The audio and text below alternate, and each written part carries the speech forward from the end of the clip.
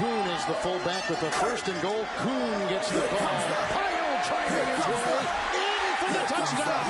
What a great second effort.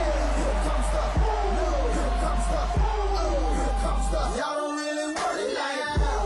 Here comes the, here comes the, here comes the. Y'all don't really want it like that. E-double-L. I said so. I keep big bills up in my heart on the dirty like blood. So ain't got no twist in my head, but I'm still dreadful. Hey, everybody, and welcome to the Fantasy Fullback Dive, brought to you by the good people at the Roto Street Journal, acting as your lead blocker to fantasy glory, fantasy excellence, fantasy titles, and all that other good stuff. I, of course, am your host, Nat the Truth Jones. With me, as always, the Wolf of Roto Street himself. We got our Week 14 preview show. This is almost certainly your last regular season week of fantasy. Some of you guys have already got it locked up. Some of you guys are long since dead, and some of y'all are fighting for your lives right now. So this might be the most important show you listen to all year or watch all year or whatever. Hey, Wolf. I'm doing good. Like you said, the stakes are as high as can be. I'm actually weirdly in a place this week where I've got kind of locked up. I'm in the playoffs in most of my leagues. A couple leagues I'm still fighting for the bye. I've got like 2 where I'm just dead. I got 5 or 7. I'm definitely going to make it. And 1 or 2 of those I'm fighting for the bye. But my main league, I'm in that kind of no man's land where I've made it, but I can't get the bye at this point. So the stakes feel a little bit lower than they probably should. And then I still have a bunch on the line, though, in my other league. So I can get jacked up for all that. And we got some crazy news already coming in. And that's typically when this show starts to get off the rails here. And I'm pumped for it. That's why I poured myself a nice stiff 10% IPA. It's not good. It's not good at all. But, hey, it's gasoline, and we need some gasoline tonight for all the Madison versus Cook versus whatever fucking questions we're going to get tonight, baby. I'm looking forward to it.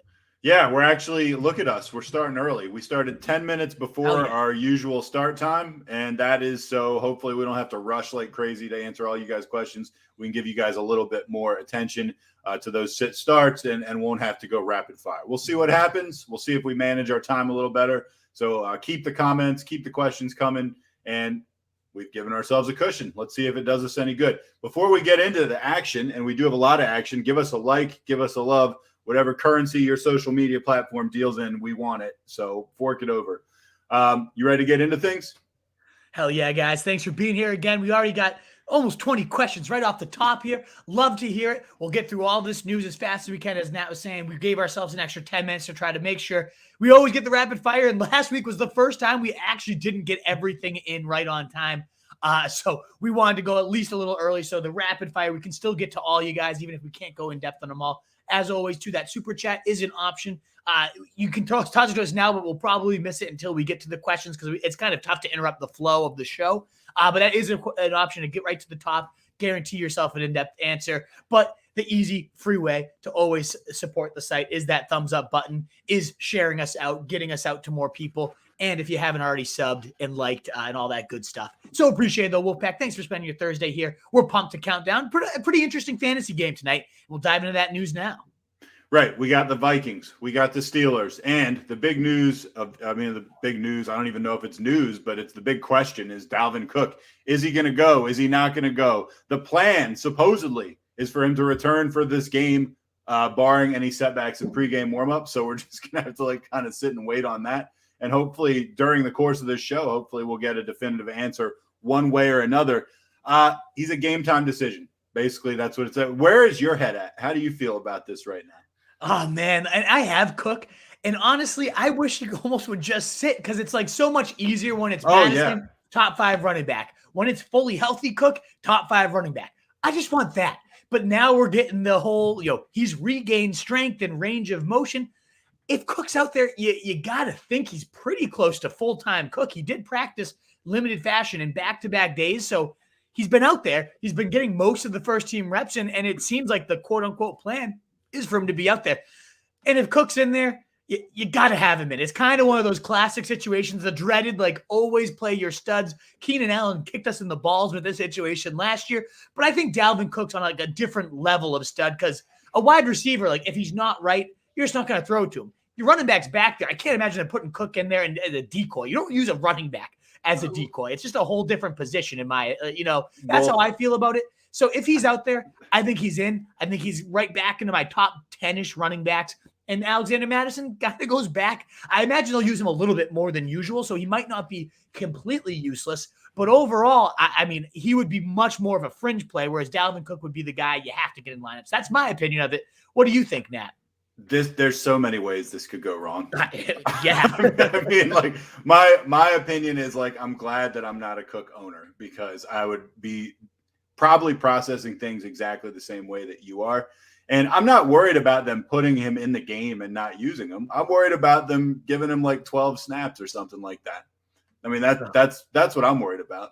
What would be the point of activating him there, though? Like, really? Like, you're going to do that? Oh, and Tunes, our insider, always texting me live on the show. According to Schefter, Cook is going to get his full load. Oh, baby.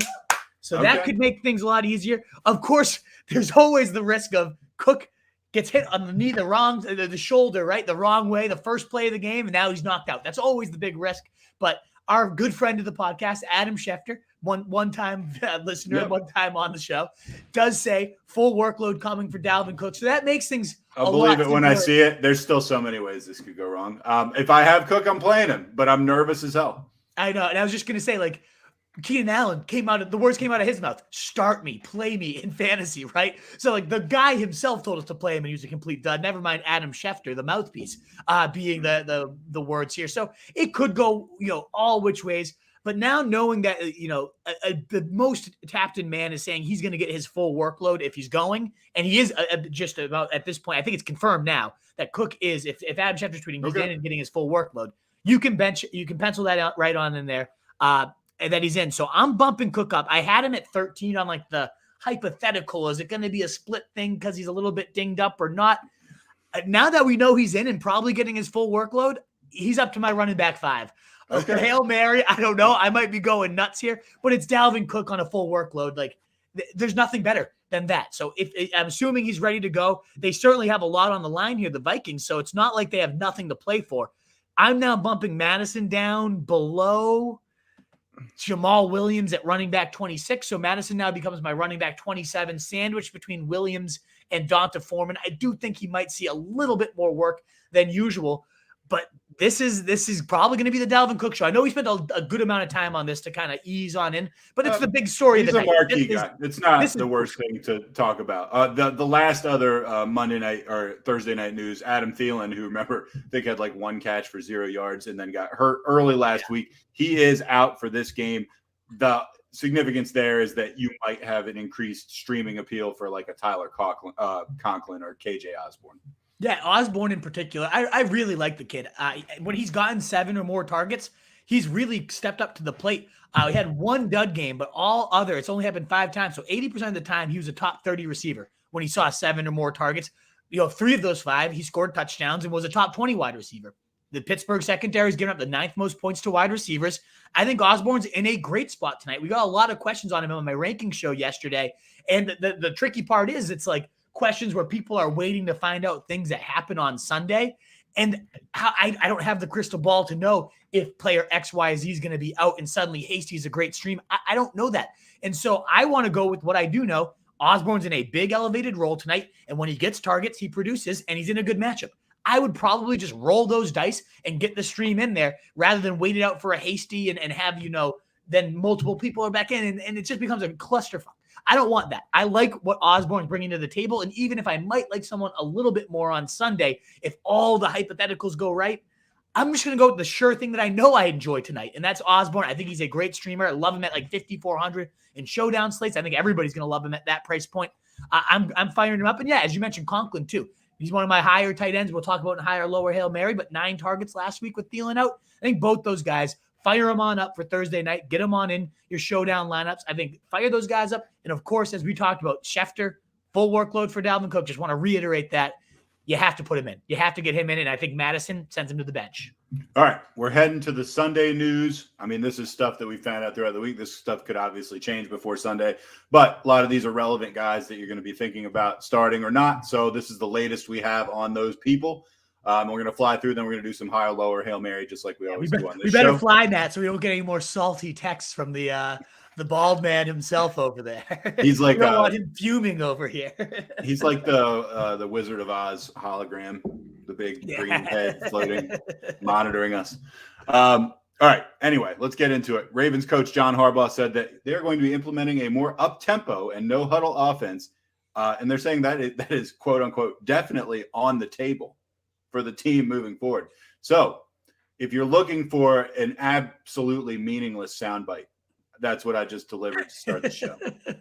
It's on the table. Whether they'll do it or not, who knows? Lamar's been so pathetic lately, and this offense has been so abysmal. I mean, he hasn't been a top 10 quarterback for 3 straight weeks. You just hope they reinvigorate it and bring some life to this offense because they were dominant for some real stretches early in the season.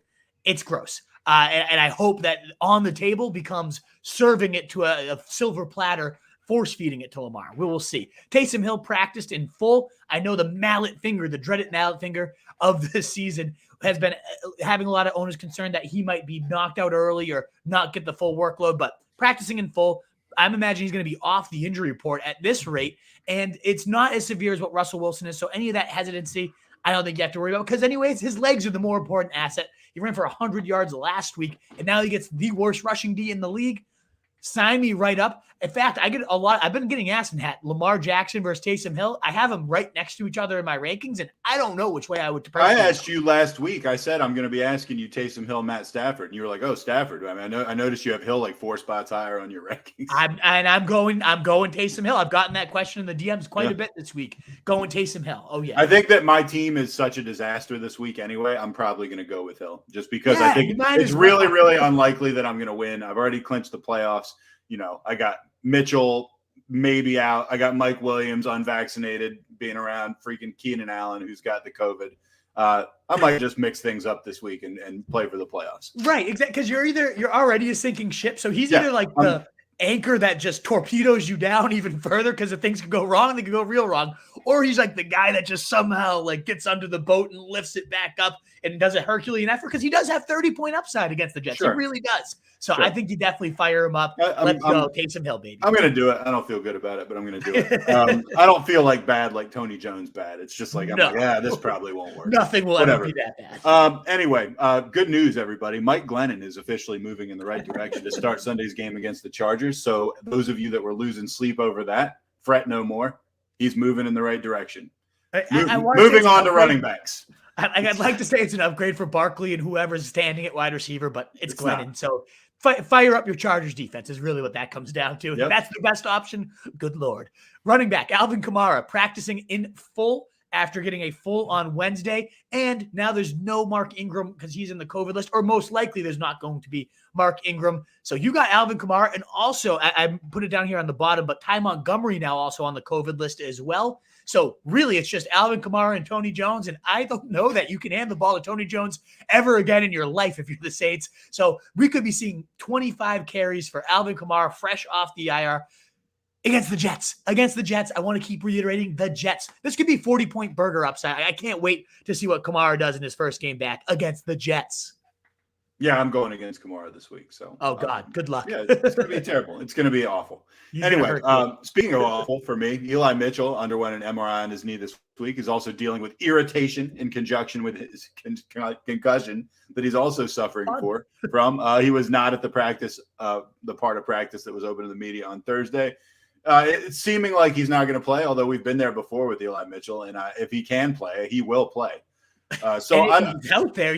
Shanahan's giving him 30 touches. The tricky part is this is a 4 o'clocker. So, you probably need to have Hasty or God forbid, Jeff Wilson part 3. You have to have some sort of contingency plan if you are going to wait it out there for Eli Mitchell. But this one does seem like it is trending towards out, but it is also a must-win game. So you never know. It really is. And he's going to try to go. He's as tough as they come. So he's going to want to be out there. It's just going to come down to the doctors. We will see.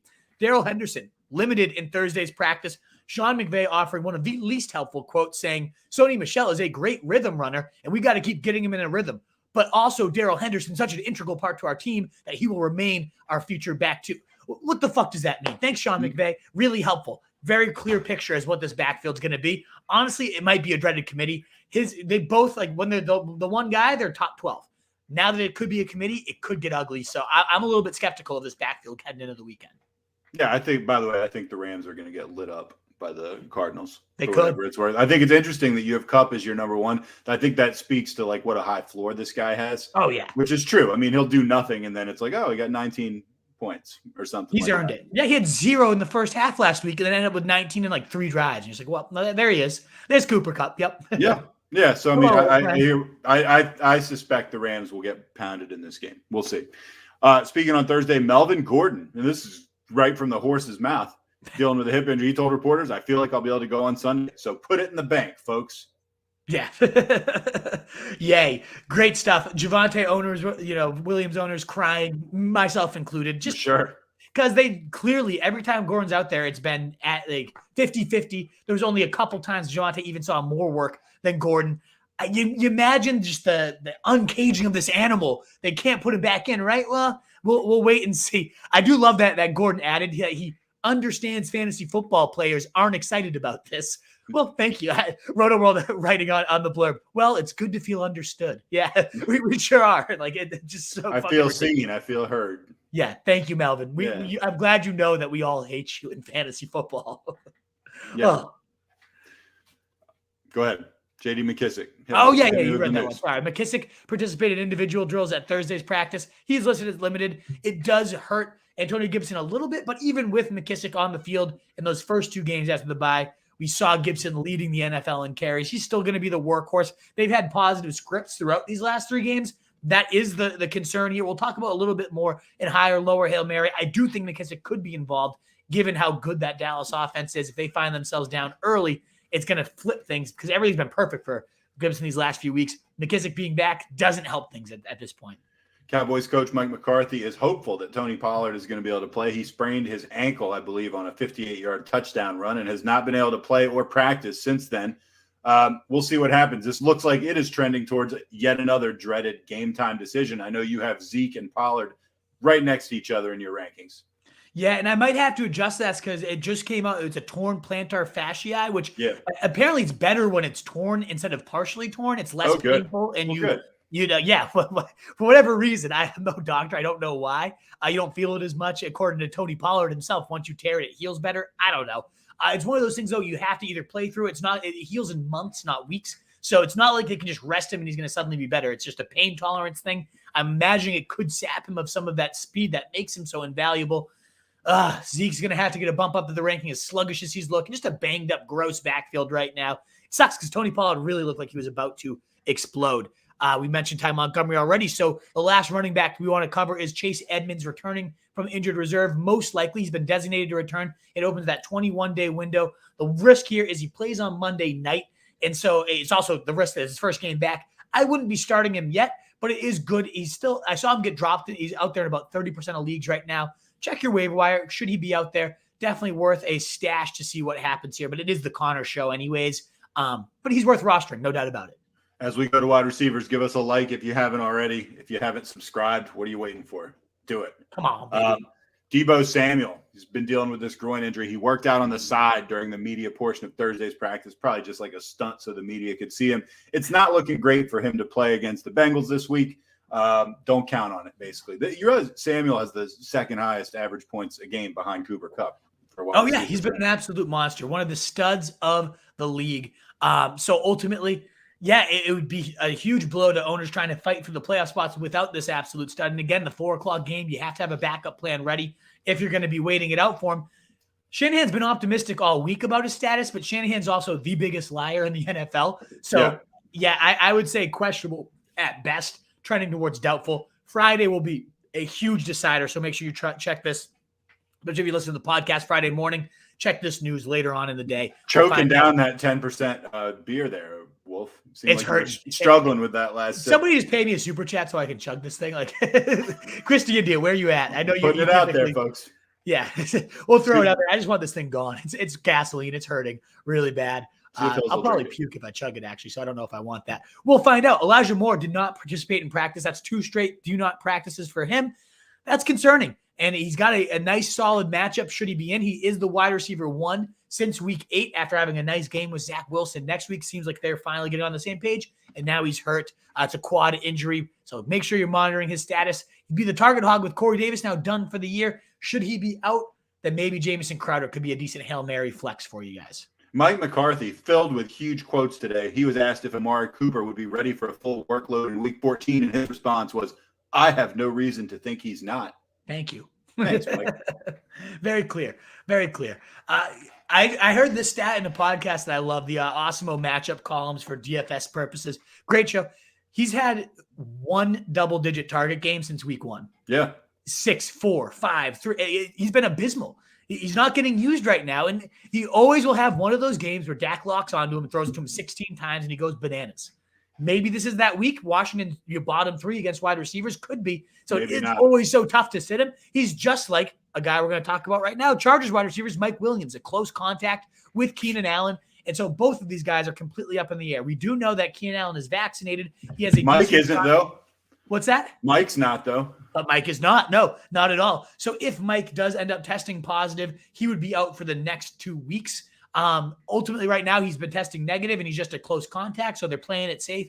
It seems like he might be trending towards in, same as Keenan Allen. But should these guys both miss, Jalen Guyton, next man up, coming off a 90-yard day. I think anybody as the number 1 for Justin Herbert, even if they're a nobody like Jalen Guyton, actually has some value, especially when you're facing a team like the Giants. So stash him on up. If you're waiting for either of these 2 wide receivers, stash Jalen Guyton, put him on the bench. And if you missed on him, maybe even Joshua Palmer as a potential option. Certainly a situation we got to be tracking moving forward, though. I apologize in advance for the fact that we're about to spend like a minute on Giants wide receivers. I honestly feel like they don't deserve the airtime, but we're going to just talk real quick. Sterling Shepard dealing with a quad issue. He practiced on Thursday. He was listed as limited. Kenny Golladay dealing with rib issues, also practiced on Thursday and was listed as limited. And Kadarius Toney is considered a poor bet to return for Sunday's game against the Chargers. So you're talking about potentially quite a depleted Giants receiving core being thrown to by an absolute garbage quarterback.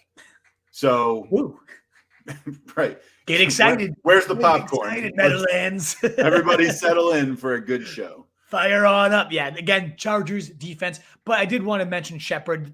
5 of his last full games he's lasted between this year and last year. All of them been top 20 in PPR, but he also had Daniel Jones, which is bad in itself. But the fact that we're going it's down, looking less and less bad. It's significantly less bad. I jumped over and skipped by accident because we were talking about Cooper, who I also consider, Mike Williams, one in the same. But Julio Jones did practice on Thursday. We don't have an official whether he's going to be active or not, but he did get activated from that IR. So we have the 21-day window, similar to Chase Edmonds. It seems like he is trending towards being in because he practiced Wednesday. Right back and fired up another practice in a row. So no setbacks. And without A.J. Brown facing a Jags team, 4th most points to wide receivers, I could see a Julio day. We've had one of them all year. Week 2 against the Seahawks, he had like 140 yards. He's overdue, baby. They have no one else to throw to. I think Julio could have himself a nice week, and he'd probably be in my lineups if I have him and he's out there. He'd be in my lineups if I had him, but that's more a commentary on the state of my team than me believing in Julio Jones. Yeah. I'm not – No, he's not. It's not going to happen. Matt LaFleur, this is another. I love these quotes. On Thursday, Matt LaFleur said that Randall Cobb will be out for a while and that he's dealing with a pretty significant injury. So let your imaginations run wild, people. Very clear there. But it does seem like Marquez Valdez-Scantling, who has 19 targets across his last 2 games, could be firing up for more increased run. Yes, he's a nightmare. He's boom or bust. But he does have a 22-point game across his last 2. He had like 9 the week before, so that's not horrible floor. If he's going to get 9 and 10 targets in back-to-back weeks, you see that consistently moving forward without Randall Cobb.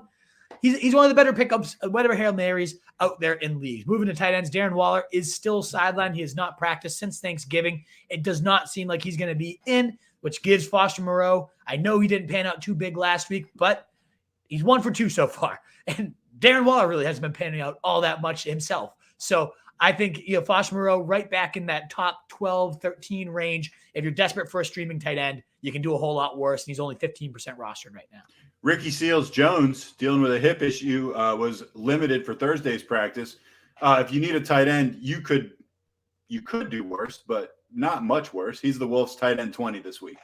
Yeah, I'm not huge on him given how he was doing solid when they were just chucking it time and time again. They've become one of the most run-heavy teams over their last 3 weeks, leading the NFL in carries actually over that span. So I don't imagine Ricky Seals-Jones has quite the upside he was brimming with, but still a touchdown threat as a big body and athletic guy.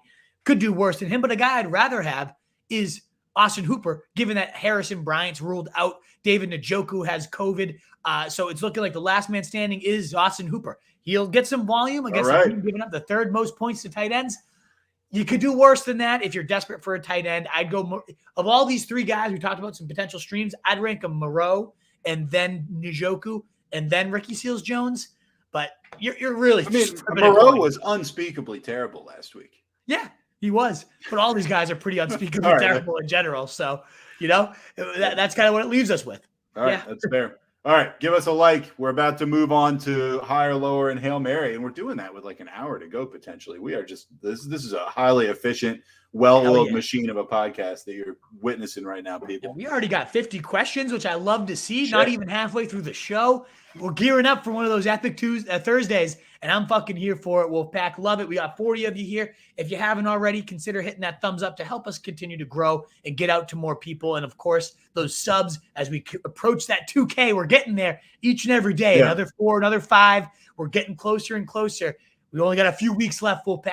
Mean the world if you consider helping us hit that goal before we close out 2021 here. Let's get on into this preview show, baby. All right, higher. Tom Brady, quarterback, going against Buffalo. Man, I feel like we should talk about that Buffalo Patriots game at some point, but maybe we don't have time to do that.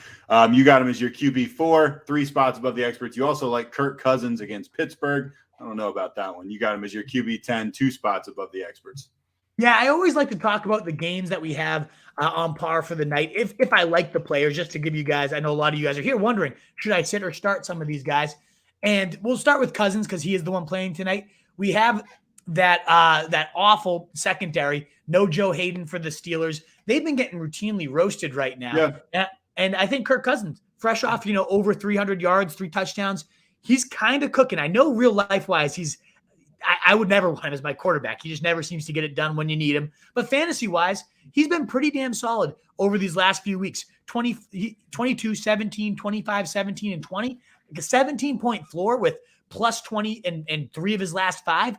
I'm all set with that. That's solid to me. His lowest performance has been the QB 13 across these last few games. And again, this banged up Pittsburgh secondary, he can certainly get it done with. I mean, and this is more so about Justin Jefferson than anything. That guy is just a monster. And I think, all ships rise with him. I think Kirk Cousins, that Justin Jefferson could lug this guy to high-end QB1 status this week. And then Tom Brady. The only reason I thought it was worth including him is I get a ton of questions about him so far this week. So QB4 up to QB4 in my rankings. I think that game, Buffalo's defense, the second hardest matchups for QBs, right? Well, they lost Tre'Davious White. We really haven't seen that defense without him because last week was against the Pats and we just pounded their ass. It was awesome. Loved that game so much. It was so much fun to watch. It was awesome. It wasn't that we were texting the whole time, just like old school, that was just a couple. It was such a whip out your dick move from Belichick. It was awesome. Just whipped it out and just chuckled in his face. McDermott crying after the game. We shouldn't give Belichick too much credit here. Shut the fuck. We digress. You guys aren't here for my just absolutely obnoxious Patriots fanhood here. But I do think Brady, despite the quote-unquote tough matchup, that's when Brady's at his best. He'll find where you can dissect these guys with no Tre'Davious White. There's going to be some corner that's forced in there, and whether that's the guy guarding Scotty Miller or whoever it is, Brady will find it, and he will pepper them religiously. So I think he's going to get it done. The fact that offense should put up their own points, the Bills, after that embarrassing display, they'll come up fired out as well. I think this game's going to go for about 65, 70 total points at least, and that means Tom Brady has been doing his job and killing it. So no more questions about him, please. I'm getting and some of them are fair, like Brady versus Lamar, Brady versus Taysom, guys that do have some upside, sure. It's Brady. It's Brady, and it's Brady again. He's my QB. I actually have him at QB4 on this list. I'm bumping him ahead of Dak Prescott, ahead of Rodgers. I think that game is going to be a blast, and I think Brady's going to have a huge day as part of it. All right, well, good news. We did get a super chat. Chris India says, if you're going to twist my arm, send that gross IPA back, Wolfie. Also, Christian Kirk or Manny Sanders. My receiver situation is in shambles. Not much else available to stream. It's true. Waivers. I only said it because I didn't think he was tuned in tonight. I thought he's tuned in. Well, he's here. This is going to be bad. I might have to run to the bathroom, Nat, after this one. But we'll do our best. I do want to get rid of he's giving you $10. Oh, cheers, man. All right, fine. I expected like a $2 super chat. No. $10. Come on. $10 for every percent that's going down into my body right now. Right. Thank you, Chris, for the support. It means a lot. And good job. You looked like more like Tom Brady than Aaron Rodgers chugging that. Now you look like Aaron Rodgers even more. Yeah. That's like, don't speak too soon until right. It comes up on my laptop and the show ends right here. Oh, I'll do a little improv. All right. Anyway, lower. We're just going to get right back into things and pretend that didn't happen. Christian Kirk, let's answer that one. Yeah, answer his question. Christian Kirk or Manny Sanders. Thanks again for the support, Christopher. I'm going to go Christian Kirk. They're both very boom or bust. But Manny Sanders really has done nothing across 6 straight weeks. Seems to me like he's been completely phased out at this point. You got the Monday night hope factor with Christian. I know this is gonna come up. This is gonna come up. You look like you have the sweats. Yeah. I'm swallowing it back every second here. But I'm not letting that cloud my judgment here. I do think Christian Kirk, yes, they're both boom or bust, but I think he's due. That game against the Monday night hope factor, you like that. And also Jalen Ramsey, he's going to be locked onto DeAndre Hopkins. Those two always love to battle against each other, and that will leave some secondary coverage for Christian Kirk. So I personally go Kirk. I can't go back to Manny Sanders after how bad he's been these last few weeks. You feel any differently, Truth? No, I agree completely. All right, thanks again, Chris. Yeah, thanks. Lower. Lamar, we talked about Lamar a little bit, going at Cleveland, QB 7, 3 below the experts. Also, Pat Mahomes against Vegas, QB 8, 2 below the experts. Man. All right. Getting back to my place here. All righty. Lamar Jackson, just to reiterate what this guy has been doing these last few weeks, 16, 13, and 19, QB 10, 17, 11. Now, yes, those aren't horrendous numbers, 10 and 11, 17. They're okay, but he's routinely ranked in the top 4 quarterbacks. And at this point, I don't buy it. I'm not seeing it. You just judge by your eyeballs. He doesn't look good at all. And garbage time has really saved his ass these last couple of weeks, too. He had like 10 points going into the last drive, and then he had some nice scrambles and did some damage in the last drive. But if you entered that game, if like one turnover happened, he would have probably been the QB 25. And this is like nobody would have him in their top 4 anymore. So I am worried about him. He has not looked that good at all. He had 13 points the last time he faced Cleveland. They seem to know how to defend him. The NFL seems to be figuring this guy out. As soon as I'm down on him, I'm sure he's going to get like 34 plus. But I've been down on him the past couple of weeks, and it's panned out. So if you're on the fence of like Lamar or another fringe QB1, if you're thinking Taysom or Lamar, you might want to go with the guy facing the Jets at this point. That's where I'm kind of leaning. I'm lower on him. And then Pat Mahomes. I just want to keep bringing this one up. The only good game he's had, this is the one risk with ranking him low. Of his last 6 games, he's had one good game, and it was against the Raiders. It was a huge game. And it was 36 points. So this is the team he had his one good game in the last 6 weeks. But again, one good game in the last 6 weeks. 9, 15, 10, 36, 9, 14. Outside of your top 17 quarterbacks and all but that one explosion. He was the QB1 that week. Again, came against the Raiders. So could he blow up? Of course he could. But man, he has been bad. Michael Schneider was talking to me on one of our shows. He said he hate cut Mahomes at one point, and his team has been like 5-0 since. So he got the presence out of his locker room. Wow. And his team's been killing it. Ballsy move to cut Mahomes, by the way.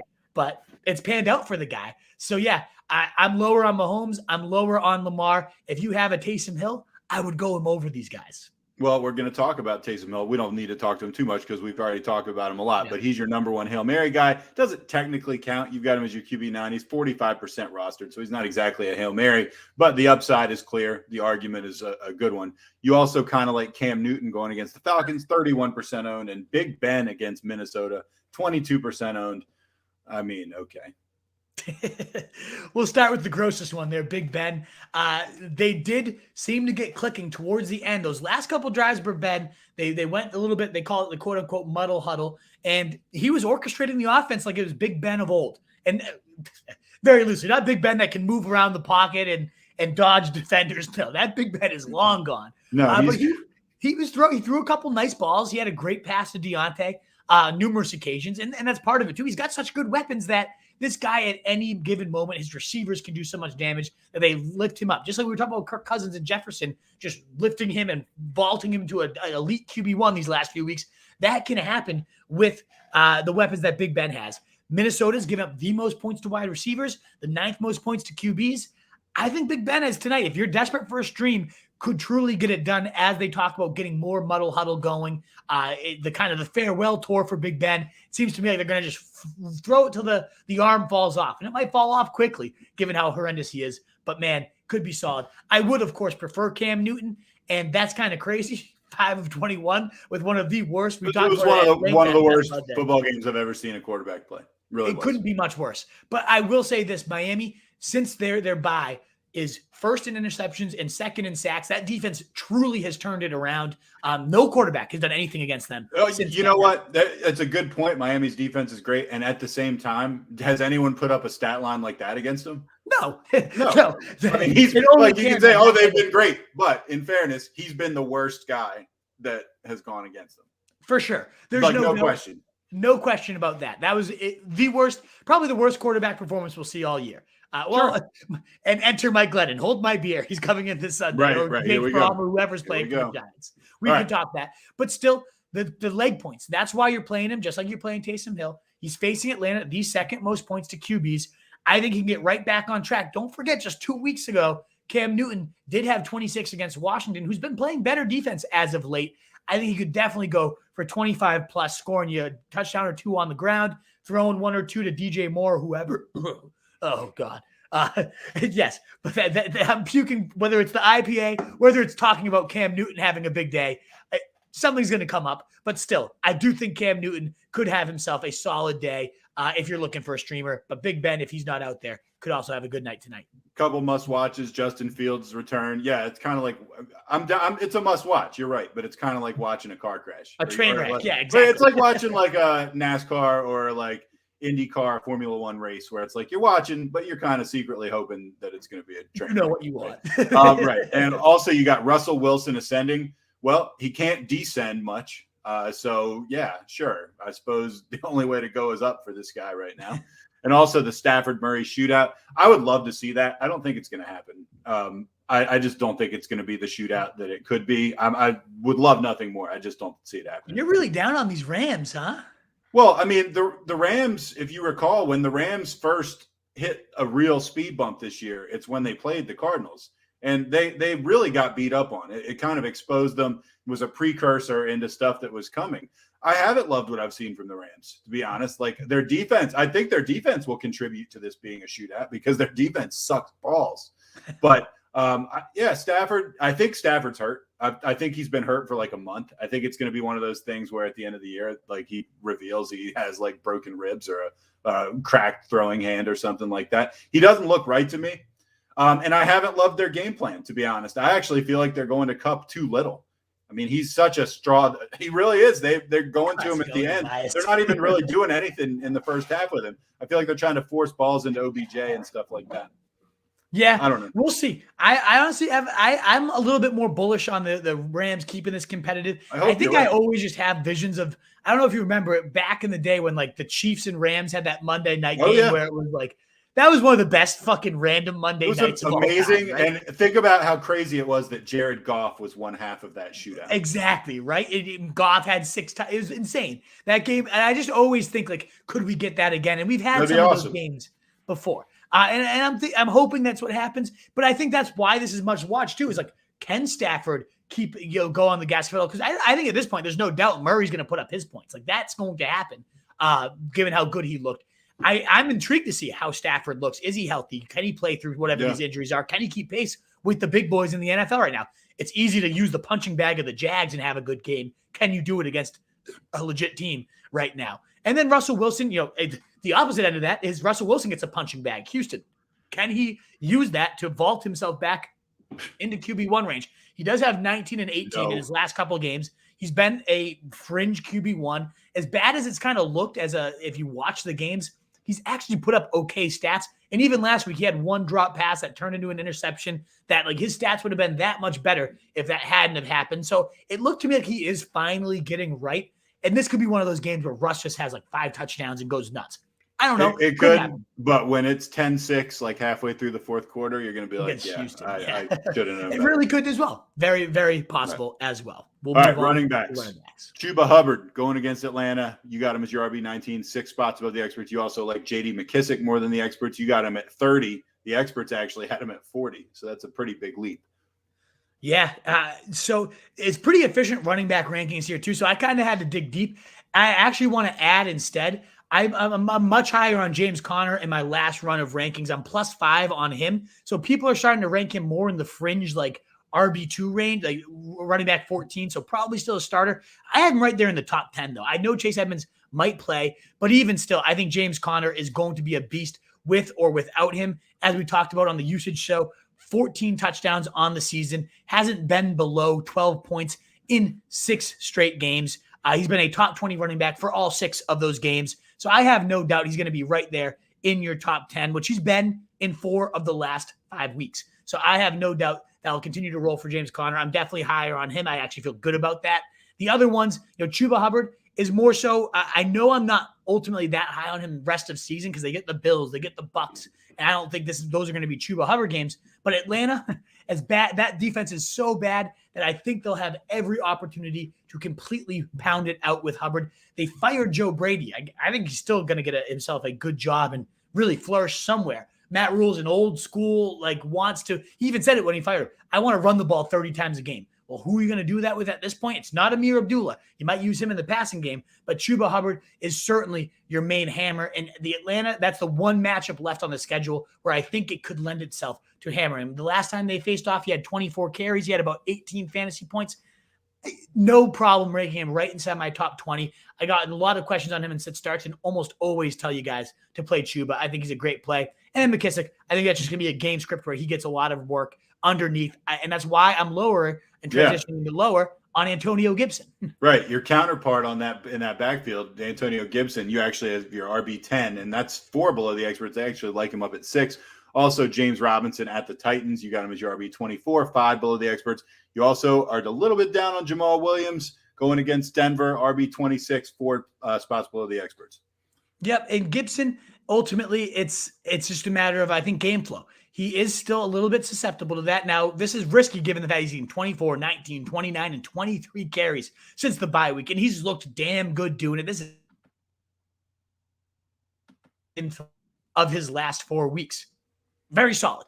But this is me banking on the fact that Dallas has a great offense and that they get up early, and then that does not bode well for Gibson, who has been game script dependent. And maybe they do play him on more passing downs as they have been across these last few games. But Dallas, for all their faults, they're actually a very strong run D, certainly with DeMarcus Lawrence back.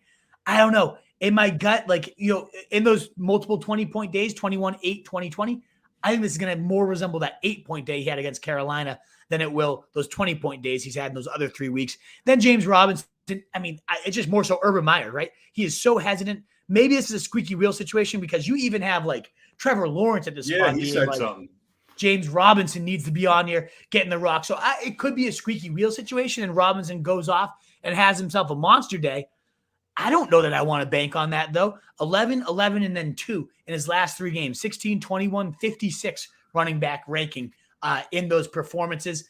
And the fumbling concerns, Tennessee, though, pass funnel defense as well. They've been very solid against running backs, bottom 7 in terms of points allowed there. And then they were very generous to wide receivers. And ultimately, they're going to probably have to abandon the run quickly because they just suck, the Jacksonville Jags. So sure.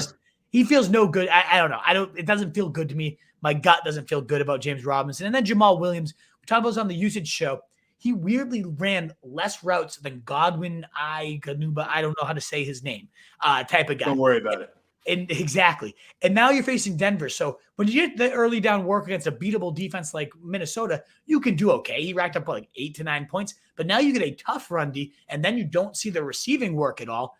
I could see him having himself a 4 or 5 point complete dud, and he's ranked there as a very startable RB2. I'm sitting here saying he's very fringe RB2, and there's a lot of options I have above him. Hail Marys, a lot of these are grouped together because these are stash and C's. Jeff Wilson, 20%, JaMychal Hasty, 18%, both obviously contingent on Elijah Mitchell, which is leaning towards a not play. Also, Khalil Herbert, 25%, interesting. And Amir Abdullah, who you did touch on already, going against that terrible Atlanta defense, only 10% rostered. Yeah, so all three of those the first three names, Hasty, Wilson, and Herbert, are all just stash and seize if the starter's going to be out. It does look like Montgomery practiced today despite dealing with 3 separate injuries at this point. He's more so, even if Montgomery's playing, I'd like to have Herbert stashed because, one, the Bears have nothing to play for. If this injury worsens at all and they have any risk of like long-term damage to Montgomery, you got to imagine they'll shut him down given how much of a key cog he is to their future. And we've seen Herbert thrive whenever used extensively. In fact, having 100 yards against Tampa Bay shows you how talented this kid can be. And they have 3 bottom 10 matchups, 3 easy as cake matchups following that this week in your fantasy plays off. This week is a little bit trickier, but then they have the Vikings joke defense. Then they get, hold on, I'm just pulling it up real quickly. I know it's the Vikings, the bottom 12 defense. Then you got the Giants, 8th most points allowed to the running backs, and Seahawks, the 2nd most points allowed to running backs. So very easy schedule. We've talked about David Montgomery being a league winner because of the schedule. Well, should he ever get shut down, should he worsen his injuries this weekend, Khalil Herbert would be that league winner. So he's the most intriguing stash, in my opinion. Hasty might be the most immediately usable stash, given that Wilson's knees flaring up, that Elijah Mitchell is concussed.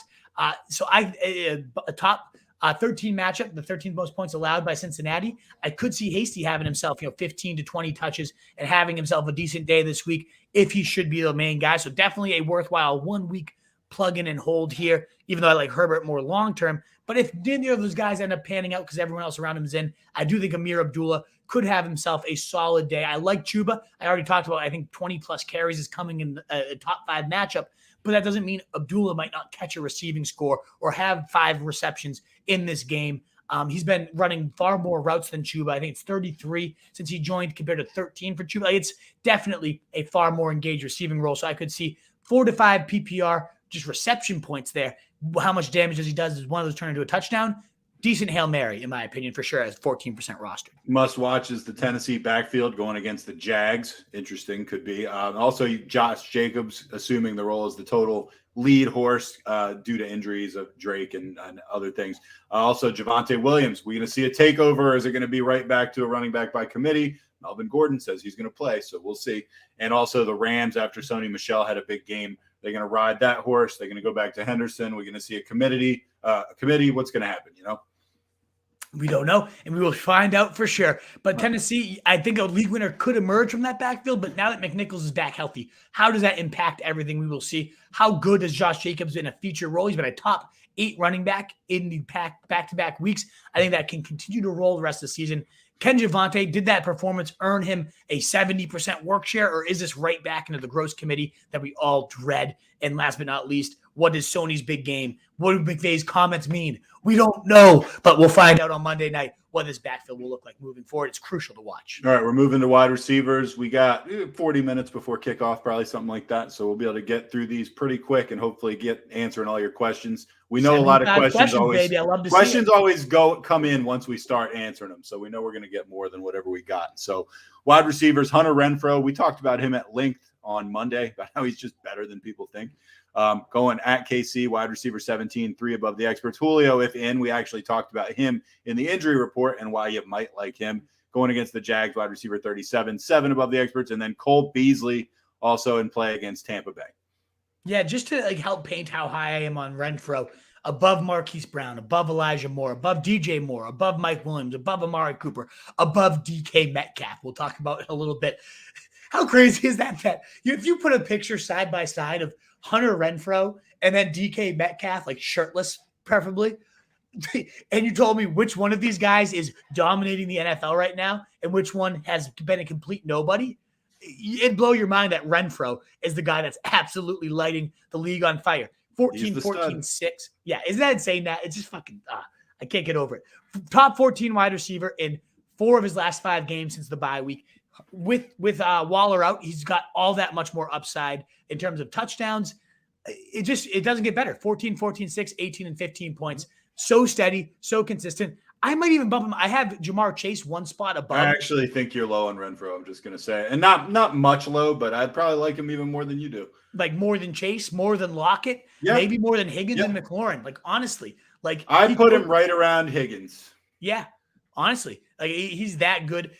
Of all those guys I just said, I would guarantee that Renfrow has a nice day. Any one of those other guys, even McLaurin, could be a big bust. Whereas Renfrow, you're going to get 14 points. He might get you 20. He's just unbelievable, underrated. And we get so many questions about him every week. It's like, come on now. Have we not seen it yet? The guy's a stud. He's going to go down as one of the best pickups of the year. No doubt about it. And then Julio Jones, 4th most points allowed by the Jags. And there's no one else to throw to as long as he's out there. So I think this guy could have a Julio day of all days. Last but not least, Cole Beasley is facing Tampa Bay. Nobody runs more zone pass coverage than Tampa Bay, and nobody kills zones quite like Cole Beasley. I think it's over 40% of his production this year has come against zone coverage. And then you look at like the games where it's very like Cole Beasley has 1 catch and 3 yards, or he has 9 catches for 110. And all those games that are monsters have come against very zone-heavy teams and against teams that put up points and they need to throw the ball and keep it under. The script is the definition of a Cole Beasley script, so I think he could have himself a very solid day, and I would definitely be starting him this week if he's in a sit-start question, for sure. Speaking of receivers that we were higher on, remember when we did our Q1 awards show and we were talking about what receiver is going to be number 1? And Kupp was number 1, and we both were like, well, he's not going to finish the year number 1. We were just like, we were both like, oh, that's not going to happen. I mean, he's easily going to finish the year number 1. It's not even going to be close. No. So quite a season from that guy. Lower, Jamar Chase. We just talked about him going against the Chargers. You got him at 17, 9 below the experts have him at 8. What? Yeah. DK Metcalf at Houston.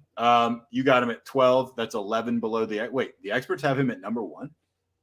No, the experts have him at 12. I've done this a couple times the last few weeks. The experts have him at 12, and I have him at 23. Okay. 12's crazy. 1 would be crazier, but 12's crazy. Yes. Also, Mooney going at the Packers, wide receiver 27, 7 below the experts. Who knows if that's actually the rank or if that's just what the Wolf incorrectly wrote on the sheet. The point is the Wolf likes him less than the experts do. Yes, he's the wide receiver 21 in rankings, and I am significantly lower 1 because Justin Fields is the quarterback, and we know the passing game upside. Bring back the Red Rocket. Yeah, exactly. Somehow the Red Rocket is the one that you'd want at quarterback than Justin Fields. Mooney had like 1 good game with Justin Fields across all their starts together. He had 3 straight good ones with the Red Rocket. So I am nervous about a big regression, especially given Green Bay secondary, even without Jair Alexander, has been one of the best units in the league. I think Darnell Mooney, who did have a dud week last week, it was bad weather, but we already saw the kind of bust potential rear its ugly head. I think we're getting another bust week. He is just a fringe starter, in my opinion, whereas he's ranked as almost like a must start by the experts here. DK, it'll be nice to see it. And I'm kind of in like wait till I see it mode. 4, 5, 2, and 9 points across his last 4 games. If there's ever a get right spot, it is Houston. I mean, they are just abysmal against every position.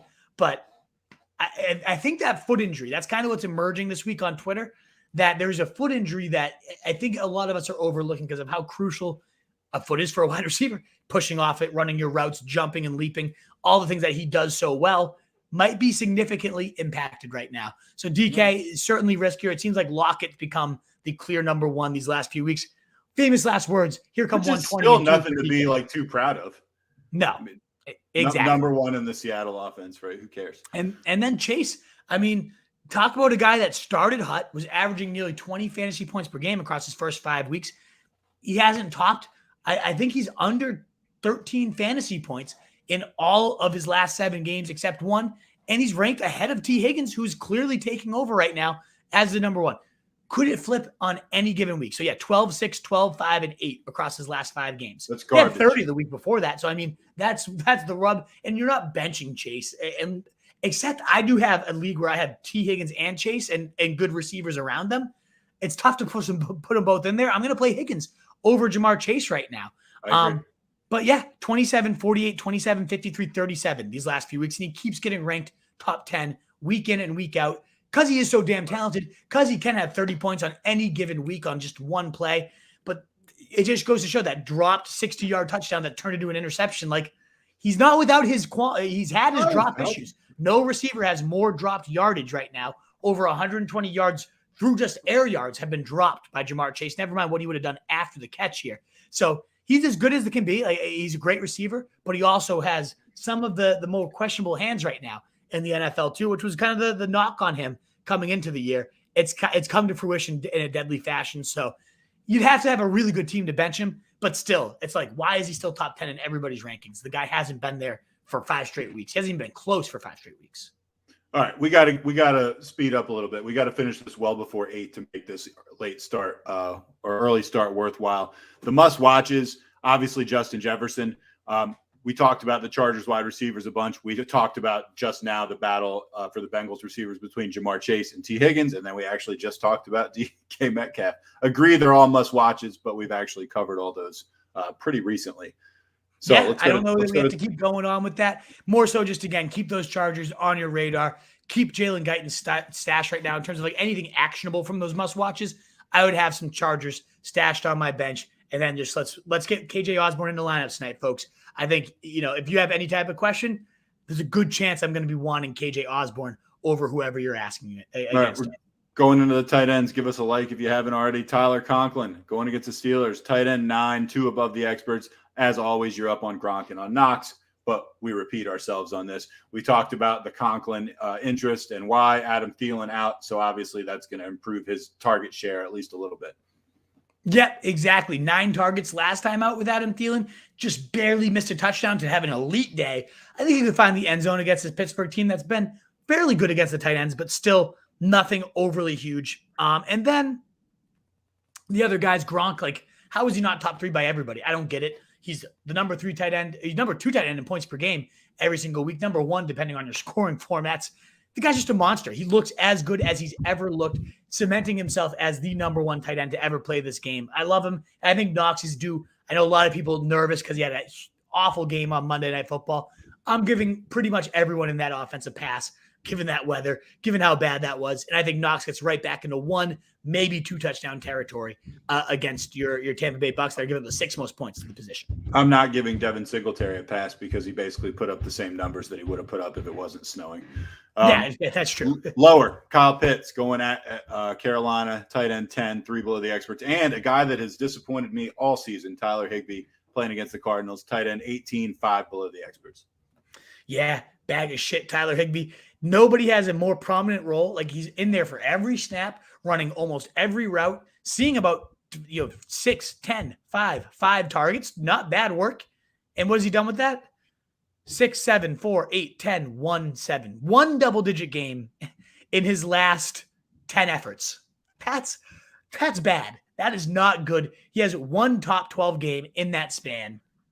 It's bad. It's as good of an offense as you could ask for, and he's not doing well within it. And Arizona shuts down tight ends as good as any team. They lock down with Isaiah Simmons. Yeah, Higbee, just not into it at all. I'm not waiting out Monday night for him. He's my tight end 18, multiple spots below the ECR there.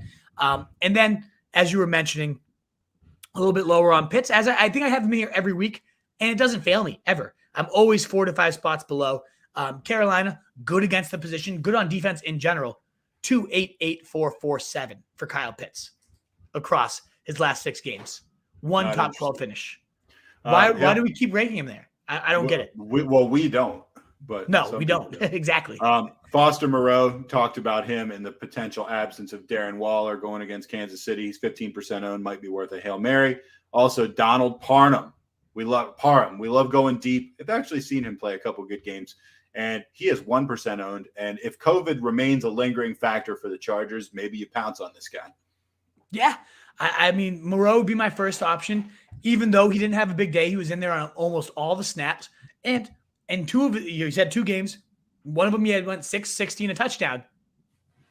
Coin flip, maybe he has a big day against a Chiefs team that is bottom 7 against the tight end position. I think he could get it going again. And then, yeah, Parham is a huge body, 6'6" in the red zone. And I think Jared Cook would get a nice bump up if these guys are out. But I also think Parham, they might run more 2 tight end sets. We might see like a 70% type of workload for this guy.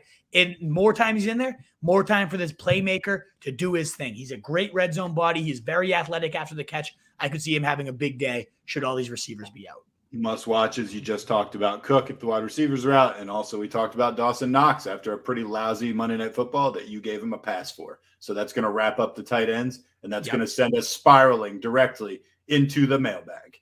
And here we go, ladies and gentlemen. I am just, as we get into your questions, folks, I can't wait. We got a shitload of them. I'm fucking pumped for that. I am just quickly updating my rankings to reflect that Dalvin Cook is in and likely with a full workload. And those of you who are just kind of catching up to speed, that has him up there in my top 5 running backs. I cannot go against Dalvin Cook with a promised full workload ever. There's very few backs that are as good as him when he has that. So I'm all in on Dalvin Cook. I bumped Madison outside my top 30 running backs. He's right there at running back 30. So just to, I know we're going to get a lot of questions probably on this situation. I'm trying to fix up my rankings. The truth, take away this. I'll make sure I'm giving my attention to it while I make sure these get published as well. Aiden Domanian, I love this because this came in at 6:27 p.m. This is 20 minutes before we went on the air. Good evening, gents. Should I start Hawk or Freiermuth in half-point PPR?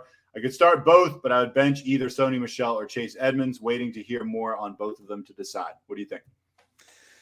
Fuck. So this is how I would play this. I have Hawk 6 and Freiermuth 7, right? So in a nutshell, in a vacuum, I do prefer Hawkinson. That being said, going Freiermuth tonight gives you that flexibility that, like, if Sony's dealing with Henderson as the starter and now it's a gross committee, ew. If Edmonds is, I don't know that I want to trust Edmonds anyway. So, like, it really comes down to, is Sony the main guy or not? If Sony's the main guy, you play him over Hawkinson and you just put Hawkinson on the bench. If not, then I think you play both tight ends. So I get Freiermuth in tonight, cross my fingers, hope for a touchdown. I mean, last week he didn't pan out, but pretty much every single time he's been the main guy, he's caught you a touchdown and he's delivered the goods. So I'm going to go Freiermuth tonight.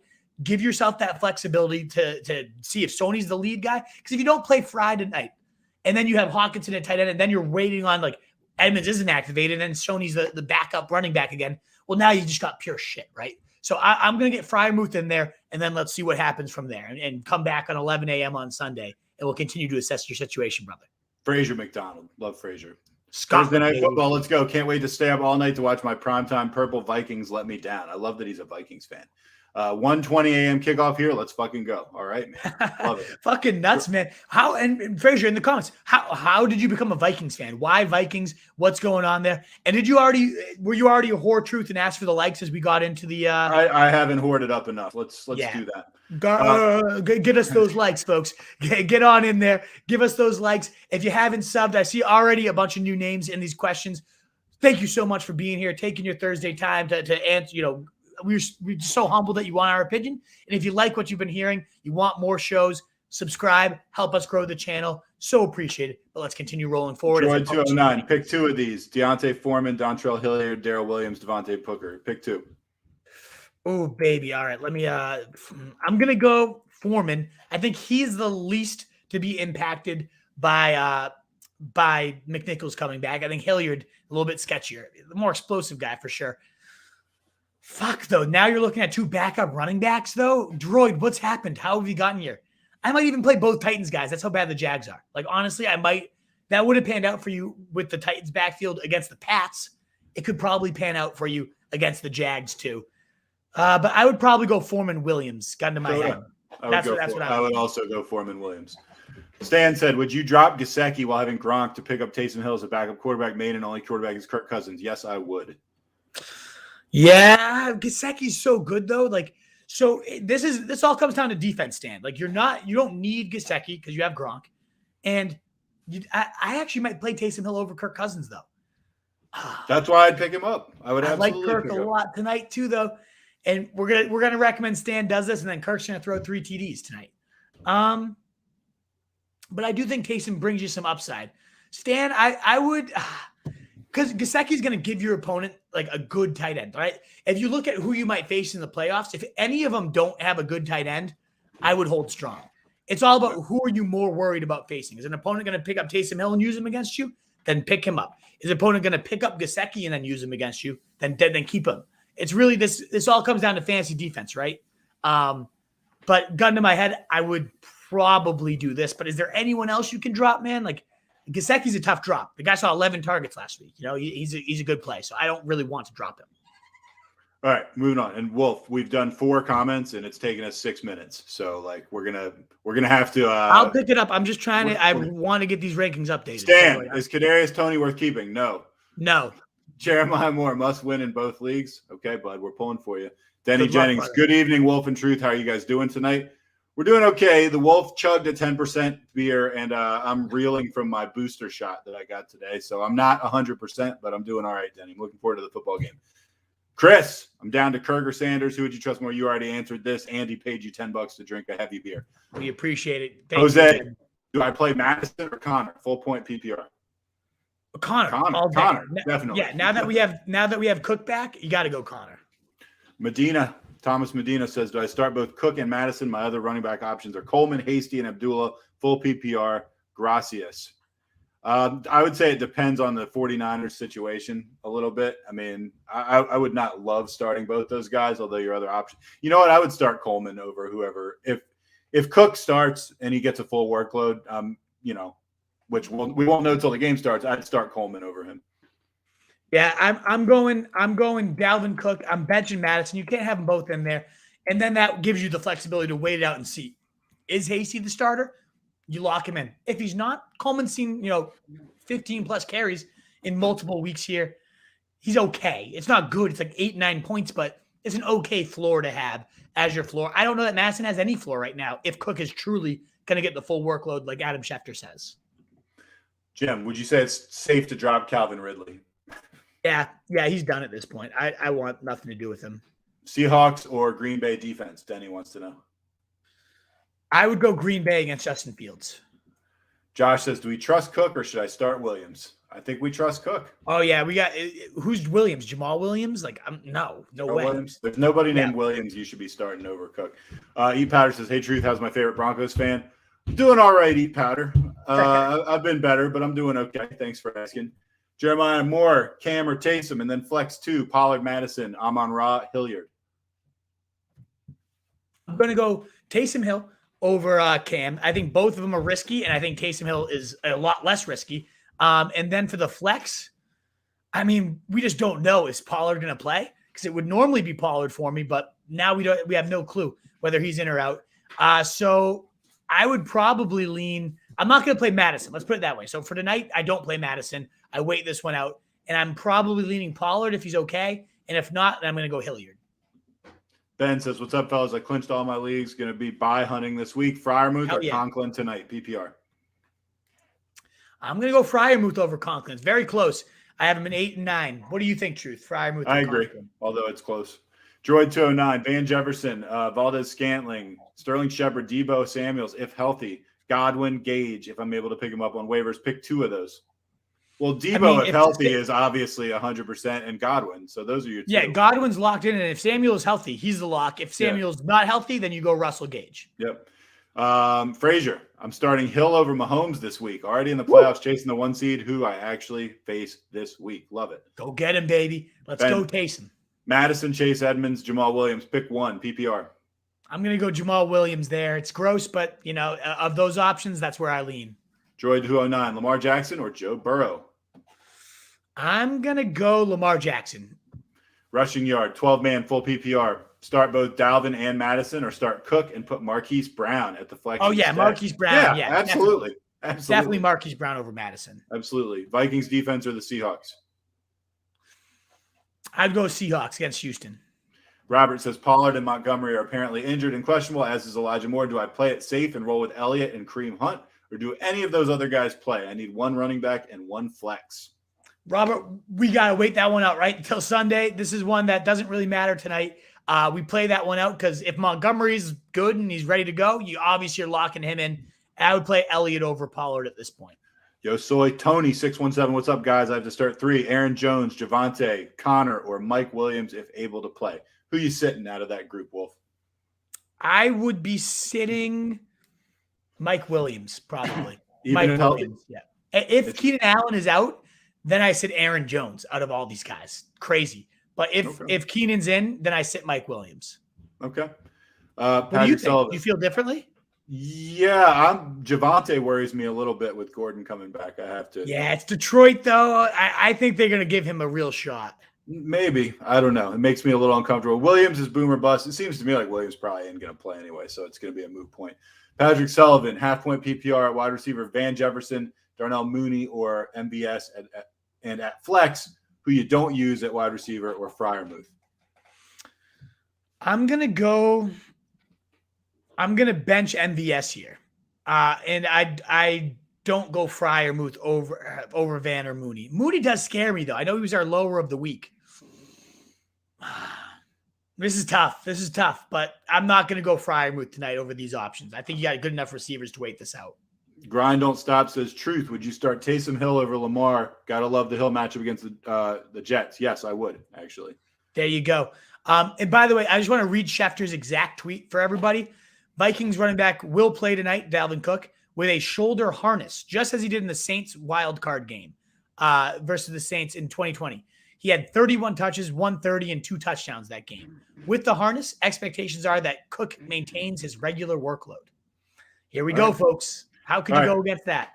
It is 8 o'clock. In Pena's thoughts, who's in my wide receiver 1 and 2 spot, full PPR? McLaurin, Cooper, Elijah Moore, questionable, or Beckham? This is Juan Pena watching you guys on YouTube today. What's up, Juan?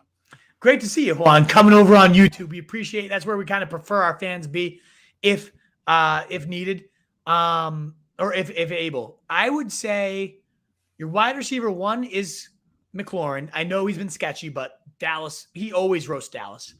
And then your 2, if Moore plays, it's Moore for me. If not, I think I go Cooper, as sketchy as he is, and I just kind of hope for a shootout between those two, McLaurin and Cooper. Yeah.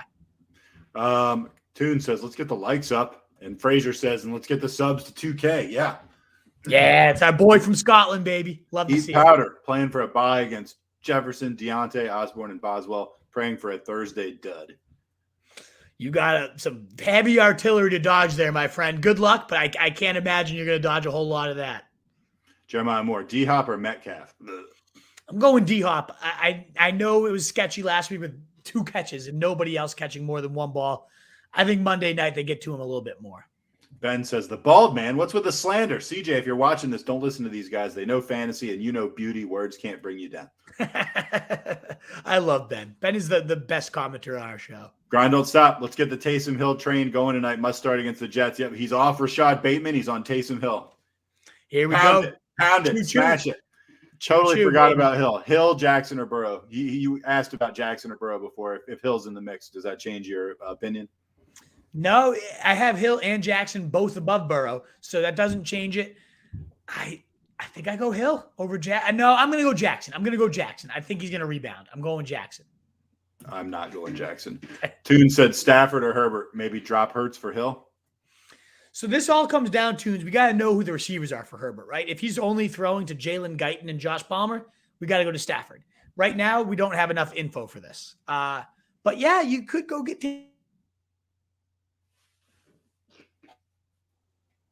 All right. Yeah. Pena's thoughts. Who's in my flex? Dawson Knox, Freeman, Hilliard, Moore, or Freiermuth. I like the name in Pena's thoughts. It's a great name. I like Elijah Moore if he's good to go. If he's not, then I go Knox. I wouldn't go Freiermuth tonight. Wolf, what'd you rank Hill this week? I think it was 9, right? 7 or 8, right? Like 7 or 8, one of those 2. All right, sit 1. Ayuk, Van Jefferson, or Traquan Smith? I'm going to bench Traquan Smith. Me too. Toon says, someone kick Gordon in the hip, please. I want Javonte to be a monster for the playoffs. Who are you, Jeff Galooly kicking Nancy Kerrigan in the That's exactly, right? Just sacrifice yourself for the good Jeff Galooly of Roto Street Journal. Eat powder. Hoping for Waller, but I have the choice between RSJ or Komet. Thanks, fellas. Yeah, you're probably not going to get Waller because he hasn't practiced. So I'm going to go Komet of those 2. Komet in that situation. Definitely. Yeah. Midnight 201, Osborne or Julio? I go Osborne because we don't even know if Julio's going to play. And even if he does, I prefer Osborne tonight. Me too. Tonight, Jefferson, Luck, Wolves. Thanks, Mitch. Then Jennings, I picked up Guyton in case Allen is out. All right. You're coming in and out a little bit. I'm going to pull you out for a sec. No, I'm going to go solo for a sec. You're freezing in and out for a little bit. So I'm going to let your Wi-Fi kind of settle down for a sec. And I'll hit tunes and I'll bring you right back in. Huge weekend for 2 teams this week. Win and lose and maybe in, and the other win and get a bye. Bang. Big weekend indeed. All right, Truth. Hey. You with us? Yeah, I'm with you. You've been going in and out on mine. So interesting. All right. Keep going. Go ahead. All right. Eat powder. FML, please try not to puke Collins or McNichols. At least it's PPR. I can't help it. I'm puking there. I'm going, oh God. Collins apparently is feeling better than he has in weeks. So I guess I'm going to go Collins here and hope he falls in the end zone. Especially because AP hasn't been practicing. So maybe that's some juice there, but it's gross. All right, Urza, do I start Dalvin Cook? Yeah. Yes, absolutely. He's top 5 for me now. S101, I need help. Start 3. Osborne. Thielen is out. Jamal Williams, Ayuk, Van Jefferson, Chase Edmonds. A lot of intriguing options here. I'm going to go Osborne. I'm going to go Ayuk, and I'm going to go Van. I'm going to go with 3 receivers and hope for some big boom games, SO101. All right. DJ Johnson, assuming now Mike Williams is playing this week, half-point PPR, do I flex Osborne, Hasty, Foreman, or Edmonds?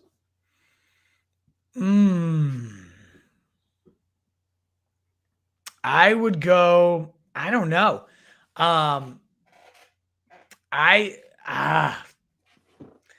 like Hasty's the best option if he's the main guy, but we don't know that. So I'm just going to get Osborne in there. I think Osborne catches you a touchdown tonight. I really do. I have a good feeling about Osborne tonight. So I'm rolling Osborne myself. What do you think, Truth?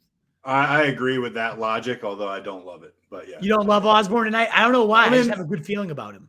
All right. Well, I mean, I have a bad feeling about a lot of those other guys, so let's roll with him. It's not even about Osborne, it's about the other guys just being horrendous. So yeah. Toon says, how do we feel about the most likely Super Bowl matchup being Bucks-Pats, 10% chance?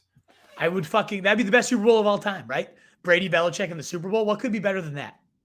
I can think of a lot of things that would be better than that, but I would enjoy that Super Bowl, and I think it's extremely likely. 10% chance. What's better than that, Truth? What Super Bowl in history would be better than Brady meeting Belichick in the Super Bowl? Elway, and against almost anybody in the latter part of his career. Oh, fucking Elway, get out of here. Fuck that. Brady Belichick would be the best Super Bowl of all time, and if you don't think that, then you are just.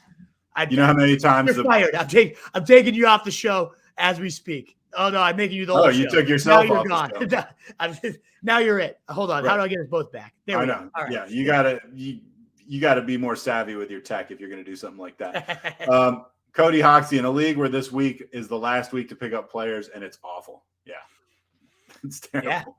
Yeah, it is. Who would you start of these 3? Dylan, Madison, or Jeff Wilson? I like Dylan there. I like Dylan a lot. Yeah. Lamar or Cam? Lamar. Yeah.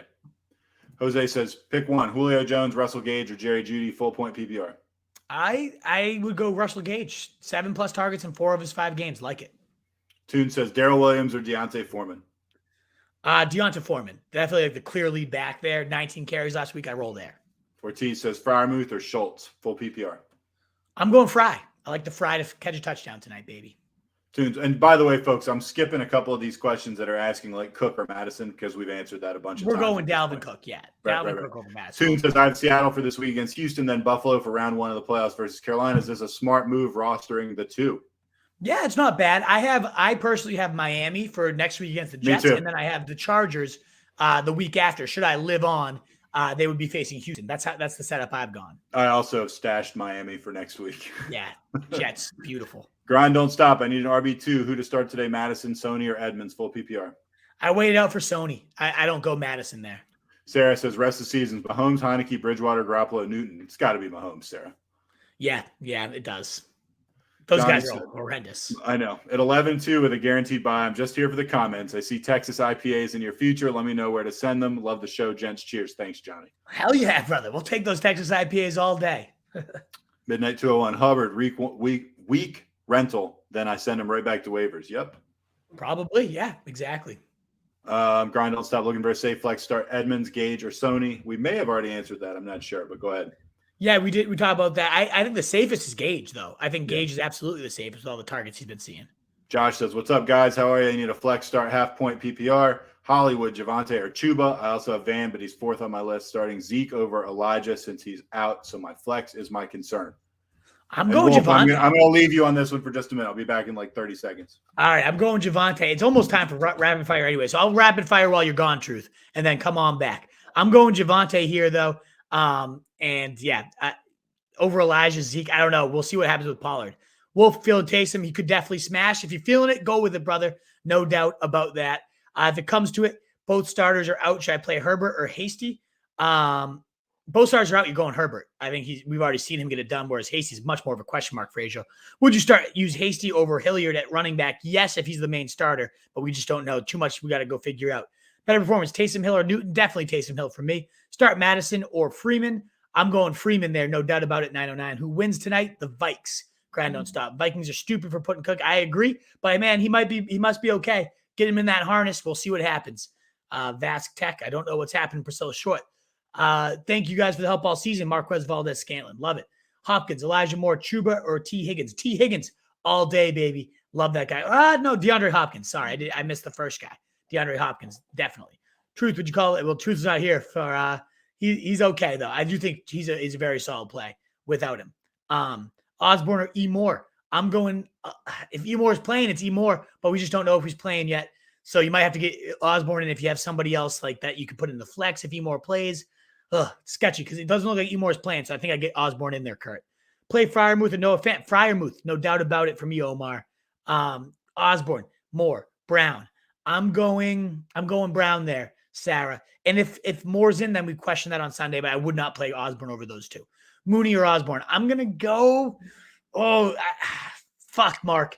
Very, very tough. Fuck it. Let's roll Osborne tonight. Let's get some action. Let's get some juice. Joe Mixon play? Yeah, he's going to play. Osborne or Gage? I go Osborne there, Daniel. Hello, Fat Pudding. Great name. Should I go with Kittle over Fryermuth? Yes, definitely, in Pena's thoughts. And should I put D-Knox in the flex? Yeah, probably, but I'd go Kittle, definitely the number one tight end there. Hey, man, I'm having running back problems. Yeah, seriously. Clearly you were. I was watching How I Met Your Mother at the same time I started watching NFL. Marshall's a Vikings fan. Oh, there you go. Alrighty. Interesting story there, Frazier, for how you became a Vikings fan. I like it. Truth is back with us. So let's get us both back in here. But I'm kind of in that rapid fire mood, and we got 9 minutes, Truth? I think we got to roll, right? Your sound. I muted you. Can't unmute. You got to unmute yourself. I think you muted yourself when you left by accident. Yeah, I did, but I'm back. There you are. All right, back. What do you guys think about Pats? I love them. They are definitely legit. My favorite team in the AFC. Only Chiefs worry me. Sweet gracias, amigos. No doubt about it from Panama.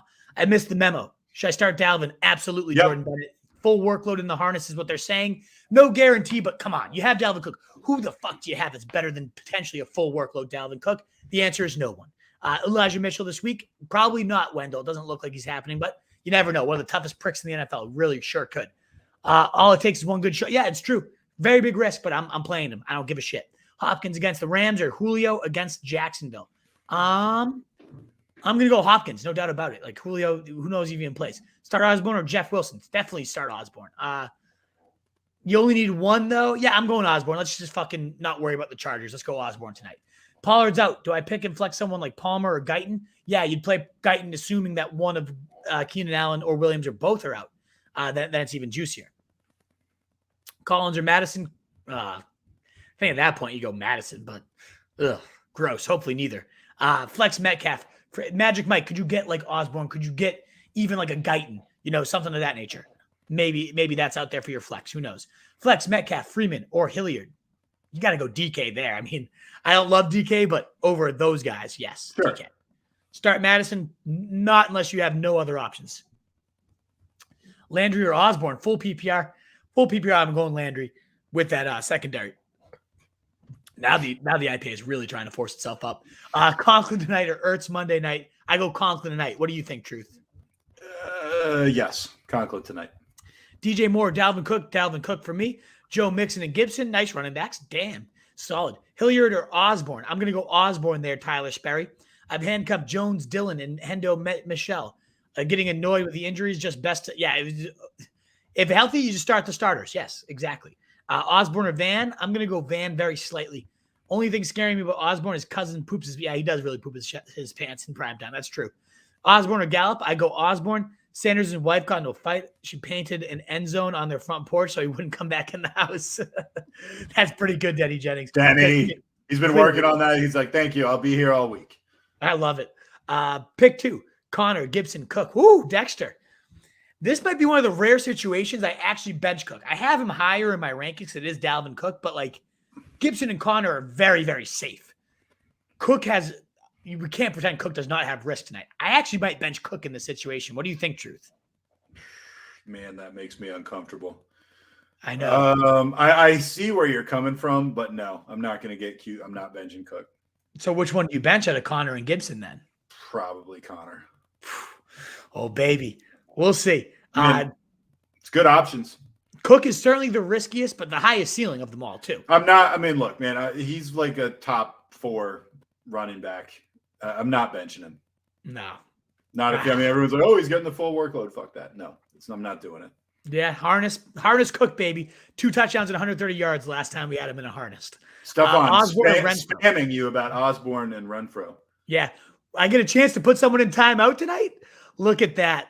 But the answer, Stefan, after spamming us is, and over Landry as well, it's Renfro, and it's not even close. Renfro is an absolute god, but we're putting you in timeout now, brother. Just so we get one of you guys tonight. Timeout for Stefan. All righty. St. Brown or Hilliard? Ew. I don't know. Fucking Hilliard. Gross. Hilliard. Yeah. Higgins or DJ Moore? I go Higgins. You do too, I'm sure, right? Yep, I do. Free from COVID dungeon Saturday. There you go. You're out. You can go hunt. There you go, Tunes. We're getting a lot of these like tech weird bots coming in. Yeah. Mail order wives and stuff. Yeah. 10 pints deep. Hey, Frazier, getting after it over there in Scotland. I already chugged a 10%, or maybe I'll chug another one just for you, baby. Remember, it's like 1 a.m. there for him. Yeah. Hell yeah. Timeout time, says Benny. Yes, a timeout. Everyone drinks. Fuck yeah, baby. We got a great Wolfpack. These guys are the best. And that gets through us all. 10, 15 minutes earlier did make a difference, Truth. We got through everybody like fairly comfortably tonight.